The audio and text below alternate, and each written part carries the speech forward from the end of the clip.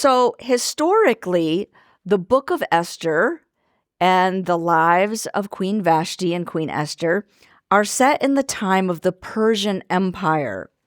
So this would be probably somewhere between, the 6th and 3rd centuries BCE.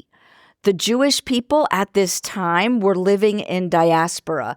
In other words, their homeland had been conquered and they had been uprooted from the land and family and community and custom and dispersed throughout the empire. And they had been needing to learn new customs and how to maintain their own identity as God's people in a foreign land. So it's the Persian Empire. Our story takes place in the capital of the Persian Empire, and that was Susa. Even more specific, this story takes place in the Persian royal court, which was wealthy, powerful, we might say opulent. The king that is referenced is Ahasuerus, which probably was a reference to King Xerxes. So if you look at some Bible translations, it translates this as King Xerxes, okay? But we'll read it as it is in the New Revised Standard Version. One of my favorite Old Testament scholars who teaches at Luther Seminary and has written on the Book of Esther said this, that the Book of Esther was written to provide inspiration as the Jews tried to discern how to live in a foreign land, how to serve the capital city of Susa where they lived, with and while maintaining their own separate identity. And so that the Book of Esther was meant to help them discern God's presence and work in a time and place where God seemed quite absent. And that biblical scholar is Catherine Schiffer-Decker. Okay.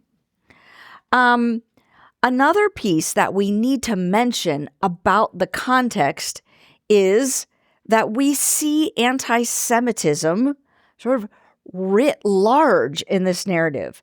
The discrimination against the Jews is institutionalized, and there is actually even an attempt in this story to annihilate them throughout the entire Persian Empire.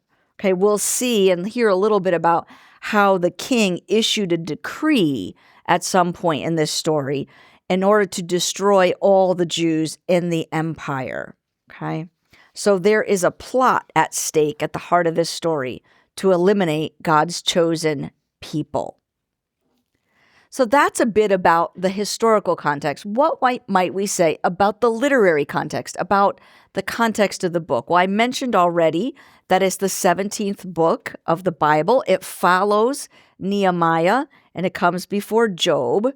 It was probably written by a Jewish man living in diaspora in the Persian Empire. Again, somewhere between the 4th and 3rd centuries BCE. And this book is written with a lot of humor.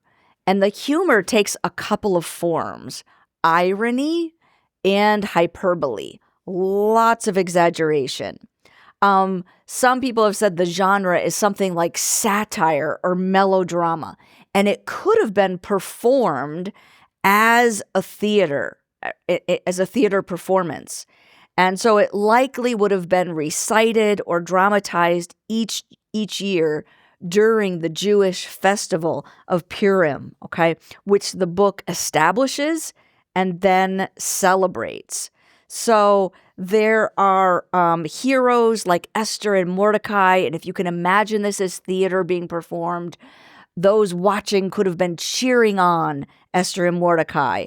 And then there's the foolish king Ahasuerus and the wicked villain Haman, which people probably would have booed every time they heard him mentioned.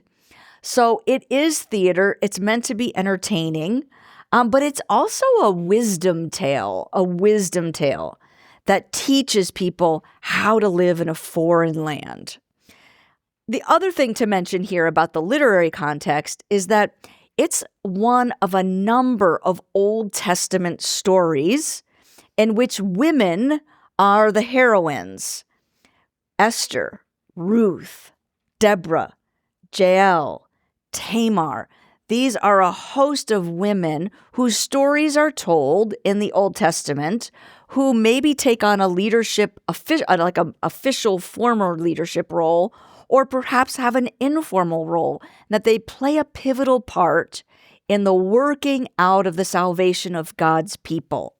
So Esther, and I would argue the stories of Vashti and Esther in particular, are part of that genre.